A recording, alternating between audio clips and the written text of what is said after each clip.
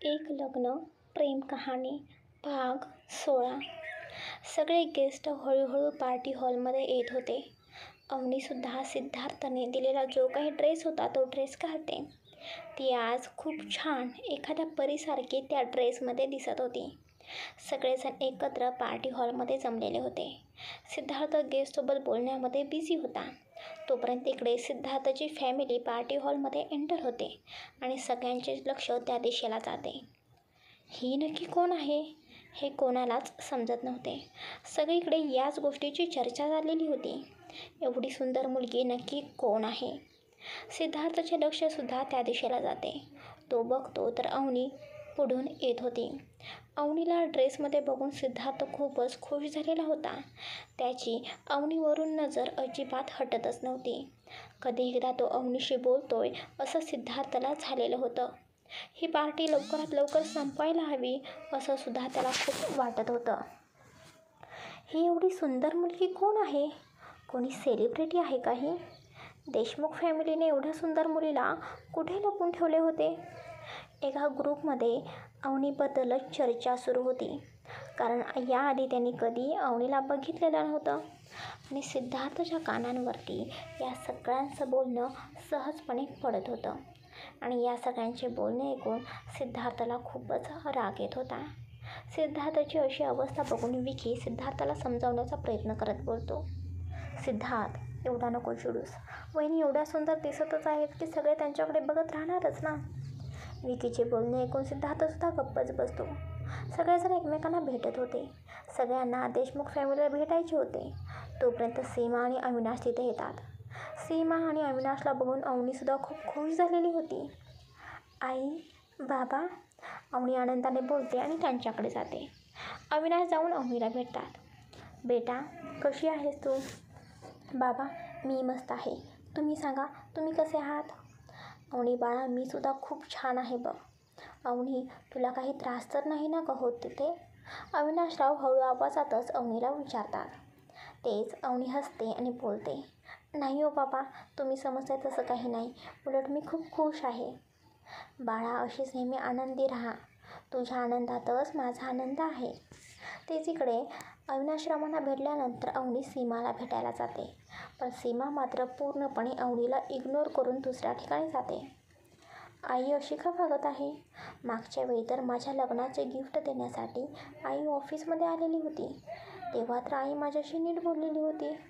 आणि मग आज आईला काय झालं? आज का आई माझ्याशी नीट बोलेना झाली? अवनी मनातच विचार करत होती. तेच इकडे सीमा आणि अविनाश देशमुख फॅमिलीच्या सदस्यांना भेटतात. सीमाताई, तुम्ही अजिबात काळजी करू नका. अवनी आमच्या घरामध्ये रमली आहे बरं का. आम्हाला सुद्धा तिचा खूप लळा लागलेला आहे. सिद्धार्थची मॉम बोलते. पण ते फक्त काही दिवसच. पुढे काही होईल सांगता येत नाही.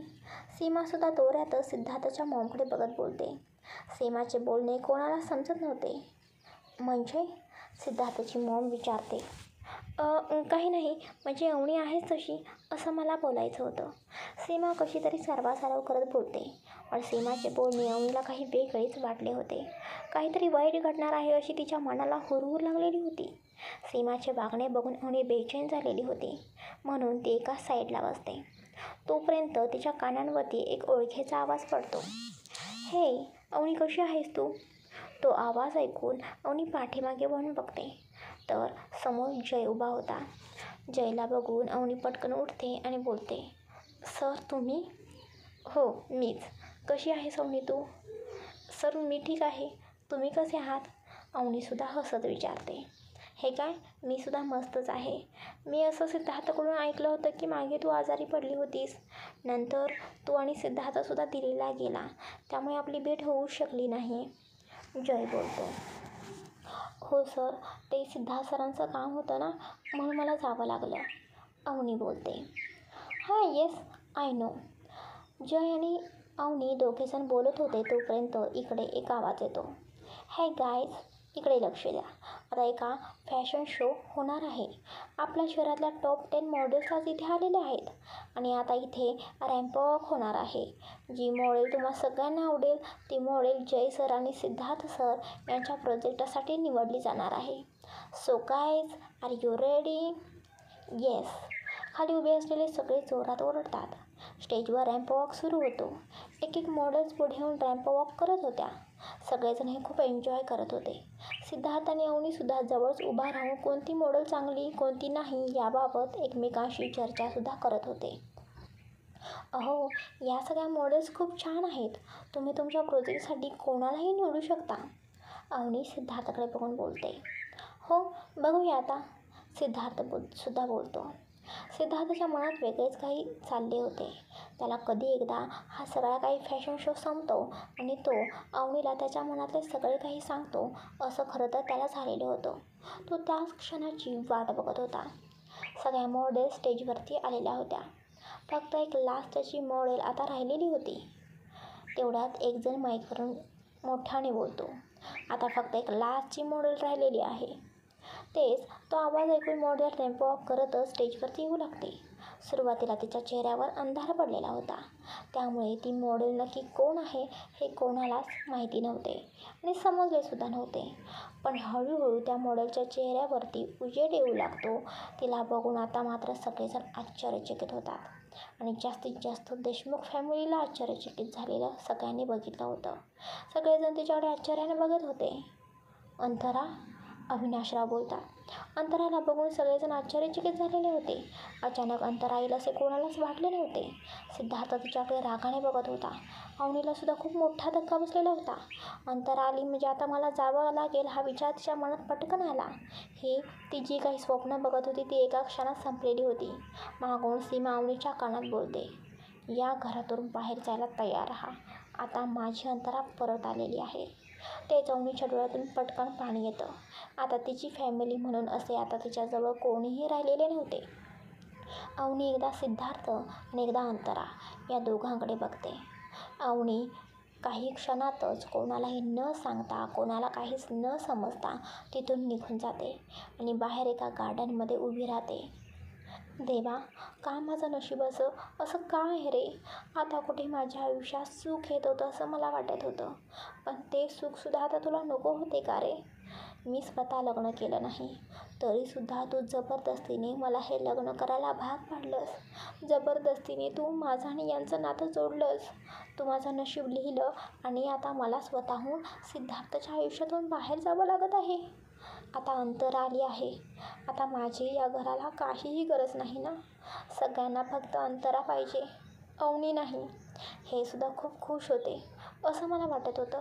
कशा पद्धतीने ते अंतराकडे बघत होते. यांना अंतरा आली आहे म्हणून खूप आनंद झाला असेल ना. सकाळी हे बोलत होते तुझ्यासाठी सरप्राईज आहे. कदाचित हे सरप्राईज आहे जे माझं आयुष्य बदलून टाकत आहे. सगळं संपलं. यांना त्यांच्या आयुष्यात सुखी राहण्याचा पूर्ण अधिकार आहे. माझ्यामुळे ते सुखी नव्हते. त्यांची चिडचिड होत होती. पण आता त्यांची अंतरा परत आली आहे.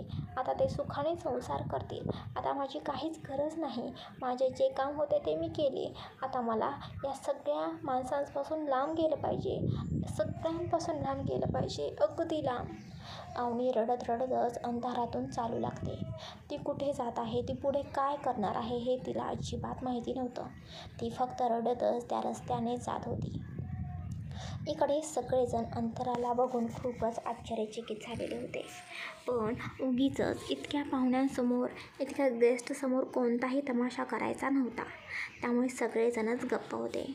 काही वेळाने सगळ्या मॉडेल आपापल्या रूममध्ये निघून जातात. तेच इकडे देशमुख फॅमिली अवनीला शोधत होती. कारण कोणालाच अवनी कुठेच दिसत नव्हती. सिद्धार्थ, अवनी कुठे आहे? सिद्धार्थची मॉम पटकन सिद्धार्थच्या जवळ येऊन विचारते. ते सिद्धार्थ आजूबाजूला बघतो आणि त्याच्या मॉमकडे बघत बोलतो. अगं मॉम, आत्ताच ती इथे होती. माझ्यासोबतच उभी होती. मग आता कुठे गेली माहिती नाही. सिद्धार्थला समजते होते की अंतराला बघून अवनी नक्कीच कुठेतरी निघून गेली आहे. सिद्धार्थ, आपण पटकन अवनीला शोधले पाहिजे. हो मॉम, आपण शोधूया. सगळेजण इकडे तिकडे अवनीला खूप शोधू लागतात. पण त्यांना मात्र अवनी कुठेच भेटत नाही. सगळेजण खूप बेचैन झाले होते. अचानक असं काय घडेल याची कोणालाच कल्पना नव्हती. तिकडे अंतरा अवनी एकटीच रस्त्याने जात होती. अचानक तिच्यासमोर एक गाडी थांबते. गाडीच्या उजेडाने अवनी तिच्या डोळ्यांवर हात ठेवून उभा राहते. गाडीतून माणूस एक बाहेर येतो. अवनी, कुठे जात आहेस तू, आणि ते सुद्धा एवढ्या रात्री? जय विचारतो. प्लीज सर, मला एकटीला सोडा, मला आता कोणाशीच बोलायचं नाही. हे बघ अवनी, तू आधी शांत व्हा. Sir please. अवनी, तू माझं ऐक. तू प्लीज घरी चल, आपण नीट सविस्तर बोलूया. नाही सर, आता सर या जगामध्ये माझं कोणीही राहिलेलं नाही. सगळं संपलेलं आहे. कारण आता अंतरा परत आलेली आहे. अंतराला तिची जागा मिळवून मी दिली पाहिजे. आता माझं काहीच इथे काम उरलेलं नाही. अवनी रडत होती. हे बघून जय बोलतो. हे बघ अवनी, आधी तू शांत हो. मी काय बोलतोय ते तरी ऐकून घे. नाही, अजिबात नाही. जय सर प्लीज, तुम्ही मला समजावून नका सांगू. मला काहीच ऐकायचं नाही. प्लीज अवनी, इथे बस. जय काय सांगतो हे ऐकण्याच्या मनस्थितीमध्ये अजिबात अवनी नव्हती. तरीसुद्धा ती जय बोलत होता म्हणून एका ठिकाणी बसते. अवनी, आज तुला खूप महत्त्वाचं एक मला सांगायचं आहे. ती गोष्ट प्लीज तू ऐकून घे आणि समजून घे. कसलाही चुकीचा अर्थ काढू नकोस. अवनी फक्त जयचे बोलणे ऐकत होती. अवनी, मी असं ऐकलं की तुझ्या आईवडिलांचा तू लहान असताना कार ॲक्सिडेंट झाला. खरं आहे का हे? हो. अवनी फक्त एवढंच बोलते. मग अवनी, तुला एक मोठा भाऊसुद्धा होता ना? हो. मग अवनी, तुझा भाऊ कुठे आहे माहिती आहे का? तू कधी त्याला शोधायचा प्रयत्न केलेला आहेस का? नाही, मी थोडाफार त्याला शोधायचा प्रयत्न केला होता, पण तो मला नाही सापडला. अवनी रडतच बोलू लागते. अवनी, मग मला सांग, तुझ्या मानेजवळ हा डाग दिसतोय का? जय विचारतो. हा, मग त्या डागाचे काय? अवनी काहीच न समजल्यासारखं जयकडे बघून बोलते. हे जास्तीत जास्त फक्त तुझ्या भावालाच माहिती असेल. तुझ्या आईच्यासुद्धा मानेला असाच एक डाग होता, राईट? जय बोलतो. जयचे बोलणे ऐकून अवनी आश्चर्यचकित झालेली होती. ती आश्चर्याने त्याच्याकडे बघत्याने बोलते. हो, पण हे तुम्हाला कसं माहिती? अवनी, मी तुझा मोठा भाऊ आहे. जय बोलतो. काय? अवनी आश्चर्याने बोलते. अवनीला आज धक्क्यावरती धक्के फक्त भेटत होते. हे तुम्ही काय बोलत आहात? हे बघा तुम्ही प्लीज आता मला उगीच काहीही सांगू नका. अवनी रागाने बोलते. हे बघा अवनी, शांत हो. मी तुला सगळे समजावून सांगतो. तू सहज माझ्यावर विश्वास ठेवणार नाहीस, मला समजत आहे. पण प्लीज माझं एकदा ऐकून तरी घे. अवनी, आपल्या आईवडिलांचा ॲक्सिडेंट झाला. तो फक्त ॲक्सिडेंट नव्हता, तो आपल्या काकांनी मुद्दाम केला होता. त्यांनी प्रॉपर्टीसाठी आपल्या आईवडिलांना मुद्दाम ॲक्सिडेंट केला. त्यावेळी मी तुमच्यासोबत नव्हतो म्हणून मी वाचलो, पण आपले आई बाबा आपल्याला सोडून गेले. मला ही गोष्ट कळल्यानंतर मी ॲक्सिडेंटच्या ठिकाणी आलो आणि तिथे मला तू सापडलीस. तेव्हा तू बाबांच्या जवळ बसून रडत होतीस. आई बाबा, चला ना आपल्या घरी आपण जायचं आहे. तू एवढी लहान होतीस की तुला काहीच समजत नव्हतं. तू आपल्या आईबाबांना उठवण्याचा प्रयत्न करत होतीस. बाबांनी मला तेव्हा एक सांगितले होते. त्यांची अशी एक इच्छा होती की मी बाहेरच्या देशात जाऊन चांगलं शिक्षण घ्यावे आणि इथे येऊन मी त्यांचा बिझनेस सांभाळावा. माझ्याकडून तसं त्यांनी प्रॉमिससुद्धा घेतलेलं होतं. त्यामुळे मला आपल्या बाबांचं ऐकावं लागलं आणि बाबांनी तिथे शेवटचा श्वास घेतला. नंतर आपल्या आई बाबा आपल्याला सोडून गेल्यानंतर मी अविनाश काकांना भेटलो. त्यांना जे घडलं ते सगळं काही मी सांगितलं. त्यांनी माझ्या सगळ्या शिक्षणाचा खर्चसुद्धा केला. मी तुला परदेशात घेऊन जाणं माझ्यासाठी इम्पॉसिबल होतं, कारण मी स्वतःकडे लक्ष देणार होतो की तुझ्याकडे. त्यातसुद्धा तू लहान होतीस. मीसुद्धा सेटल नव्हतो. माझं अजून शिक्षण बाकी होते. म्हणून मी तुला अविनाश काकांजवळ सोपवले. कारण जर काकांना हे समजले असते तर काकांनीसुद्धा तुला मारायचा प्रयत्न केला असता. नंतर मी परदेशात शिकायला गेलो. इकडे काकाला समजले की तू अविनाश काकाजवळ राहतेस, म्हणून त्यांनी अविनाश काकांनासुद्धा त्रास द्यायला सुरुवात केला. अविनाश काकांचा पत्ता शोधायला सुरुवात केली. म्हणून काकांनी हे मुंबई शहर सोडून आणि ते पुणे शहरात राहायला गेले. त्यांनी आपल्यासाठी खूप केलं आहे गं. मी त्यांचे उपकार कधीच विसरणार नाही. नंतर मी माझे पूर्ण शिक्षण घेऊन मागच्या 2 वर्षात इथे मुंबईमध्ये आलो आणि तुला शोधायचा खूप प्रयत्न केला, पण मला तू सापडलीच नाहीस. मी अविनाश काकांच्या जुन्या पत्त्यावरती सुद्धा जाऊन आलो, पण तिथे ते राहतच नव्हते. मी खूप प्रयत्न केले, पण काहीच उपयोग झाला नाही. शेवटी एक दिवस मी सिद्धार्थच्या ऑफिसमध्ये आलो आणि त्यावेळी मी तुला तिथे बघितलं. खरं तर पहिल्यांदा मला ती तूच आहेस हे अजिबात माहिती नव्हतं. पण त्यानंतर मी तुझ्या मानेजवळचा हा काळा डाग बघितला. यावरून मी तुला ओळखलं. मी तुला त्याच वेळी सगळं काही खरं सांगणार होतो, पण त्यावेळी ती योग्य परिस्थिती नव्हती गं. आणि मला तुझ्या आणि सिद्धार्थच्या नात्याबद्दल सगळं काही माहिती आहे.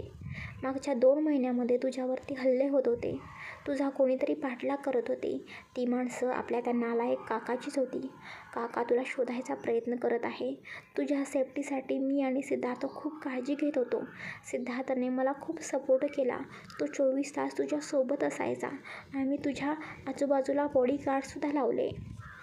जय जे काही बोलला हे ऐकून अवनीला त्यावरती विश्वासच बसत नव्हता. तिचा मोठा भाऊ आज तिला भेटला होता. अवनी रडतच जयला मिठी मारते. दादा, दादा तू परत आलास? अवनी रडतच बोलते. हो अवनी, मी परत आलोय. आता मी तुला कुठेही कधीही सोडून जाणार नाही. मी नेहमी तुझ्यासोबत असेन. अवनी तुला आणखीन एक महत्त्वाची गोष्ट सांगायची आहे. तू लहान होतीस ना त्यावेळी तुलाही माहिती नाही, पण मी तुझा सख्खा भाऊ नाही. मला आईबाबांनी आश्रमातून दत्तक घेतले आहे. त्यांच्यामुळे मला आईबाबांचं छत्र भेटलं. त्यांची माया भेटली. सुरुवातीला आईबाबांना मुलं होत नव्हती. त्यांनी खूप प्रयत्न केले. शेवटी त्यांनी आश्रमात येऊन मला दत्तक घेतलं. त्यांनी मला सख्ख्या मुलापेक्षा जास्त प्रेम दिलं. कधीच सावत्र असल्याची भावनासुद्धा मला त्यांनी कधी जाणवू दिली नाही. मला प्रत्येक गोष्ट बाबांनी दिली. आईने माझ्यावर खूप आईसारखं प्रेम केलं. नंतर एक आनंदाची बातमी समजली की तू आता घरी येणार आहेस. तुझ्या येण्याने आम्ही तिघेही खूप खुश झालो होतो. आज खरंच बाबा इथे असायला हवे होते. आपलं एकत्र कुटुंब खूप छान झालं असतं. पण देवाच्या नशिबात काय होतं काय माहिती, म्हणून आपले आई बाबा आपल्याला सोडून कायमचे निघून गेले. बोलताना जयच्या डोळ्यातून सुद्धा पाणी आलेलं होतं. तेच इकडे अवनी बोलते. दादा, आजपर्यंत माझ्या आयुष्यात कोणतीच व्यक्ती आयुष्यासाठी थांबली नाही रे. आई बाबा मला सोडून गेले. तू सुद्धा कुठे गेलास मला समजले नाही. आता मला सोडून कुठेही जाऊ नकोस. मला आता कुठेच जायचं नाही. मला फक्त तुझ्यासोबत राहायचं आहे. मला प्लीज तुझ्यासोबत घरी घेऊन जा. अवनी बोलते. अवनी आता तू माझ्यासोबतच राहशील. तू अजिबात काळजी करू नको. जय अवनीला घरी घेऊन जातो. जयचे घरसुद्धा खूप मोठे होते. अगदी सिद्धार्थच्या घराएवढेच. या घरात जय एकटाच राहत होता आणि काही घरातील नोकर एवढेच होते. जय अवनीला घेऊन त्याच्या रूममध्ये जातो. जयच्या रूममध्ये त्याच्या आईबाबांचा फोटो होता. अवनी आज पहिल्यांदा आईबाबांना बघत होती. तिच्याकडे कधीच तिच्या आईबाबांचा फोटो नव्हता. ती फक्त वरती आकाशात बघून आईबाबांची आठवण काढायची. कितीतरी दिवसातून ती आईबाबांना अगदी मन भरून बघत होती. तिच्या डोळ्यातले पाणी थांबायचे नाव घेत नव्हते. ती आईबाबांच्या फोटोच्या समोर जाते आणि फोटोवरती हात ठेवून बोलते. दादा, आपली आईबाबा. अवनी रडतच बोलते. आज आईबाबासुद्धा खूप खुश असतील, कारण आज आपण दोघे एकत्र आहोत. अवनी, आय प्रॉमिस, मी तुला कधीही एकटी सोडणार नाही. तुला आजपर्यंत एकटीने जगावं लागलं, पण इथून पुढे नाही बरं का. जयचे बोलणे ऐकून अवनी जयला मिठी मारते आणि रडू लागते. आजपर्यंत तिला असं कोणीच भेटलं नव्हतं. सिद्धार्थ होता, पण तो सुद्धा तिचा आहे की नाही हे तिला माहिती नव्हतं. आज तिचा भाऊ तिच्यासोबत होता. 15 ते 20 वर्षांचा कालावधी तिने एकटीने घालवला होता. तिला आता तिच्या भावाला सोडून कुठेच जायचं नव्हतं. जय अवनीला तिची रूम दाखवतो आणि फ्रेश व्हायला सांगतो. इकडे सगळेजण टेन्शनमध्ये होते. अवनी नक्की कुठे गेली हे कोणाला समजत नव्हतं. तोपर्यंत सिद्धार्थला जयचा कॉल येतो. हॅलो सिद्धार्थ. हां बोल ना जय. अवनी सापडली का? हो सिद्धार्थ, तू शांत हो. अवनी सापडली आहे. ती माझ्यासोबतच आहे. मी तिला सगळं काही खरं सांगितलेलं आहे आणि मी तिला आता माझ्या घरी घेऊन आलेलो आहे. त्यामुळे आता सिद्धार्थ तू कसलीही काळजी करू नको. तू तिथली परिस्थिती सांभाळा. तू घरच्यांना सगळं काही अवनीबद्दल सांगून टाक आणि अवनी आता सेफ आहे. Don't worry. Thank you so much Jay. तुझ्यामुळे आज अवनी ठीक आहे. सिद्धार्थ बोलतो. सिद्धार्थ, अवनी माझी बहीण आहे. तिची काळजी घेणं माझं कर्तव्य आहे. तू नको काळजी करूस. मी आहे तिच्यासोबत. जय बोलतो आणि फोन ठेवतो. सिद्धार्थ, काय झालं? अवनी सापडली का? कुठे आहे ती? विक्रम घाबरत विचारतात. मॉम डॅड, अवनी सापडली आहे, पण मला तुम्हा सगळ्यांना एक महत्त्वाची गोष्ट सांगायची आहे. अवनीच्या पास्टबद्दल. का? काय झाले? सिद्धार्थची मॉम विचारते. मॉम, अवनी एका साध्या घरातली मुलगी नाही. ते अविनाश काकांची मुलगी नाही. म्हणजे हे काय बोलत आहेस तू सिद्धार्थ? मॉम डॅड प्लीज माझं ऐकून घ्या, मी तुम्हाला सगळे नीट सांगतो. अवनीचे रिअल आईबाबा अविनाश काका आणि सीमा काकू नाहीत. अवनीचे आईबाबा अवनी लहान असताना कार ॲक्सिडेंटमध्ये निघून गेले. अवनीला एक मोठा भाऊ आहे, म्हणजेच माझ्यासोबत कंपनीमध्ये काम करतो तो जय भोसले. हे काय बोलतेस तू सिद्धार्थ? हो आजी, मी खरं सांगतोय. अवनीचा लहान असताना तिच्या आईबाबांचा ॲक्सिडेंट झाला. त्यावेळी जय लहान होता. त्याचं अजून एज्युकेशन पूर्ण व्हायचे होते. अवनीच्या बाबांची इच्छा होती की जयने परदेशात जाऊन त्याचे एज्युकेशन पूर्ण करावे, म्हणून जयने अवनीला अविनाश काकांजवळ सोपवले.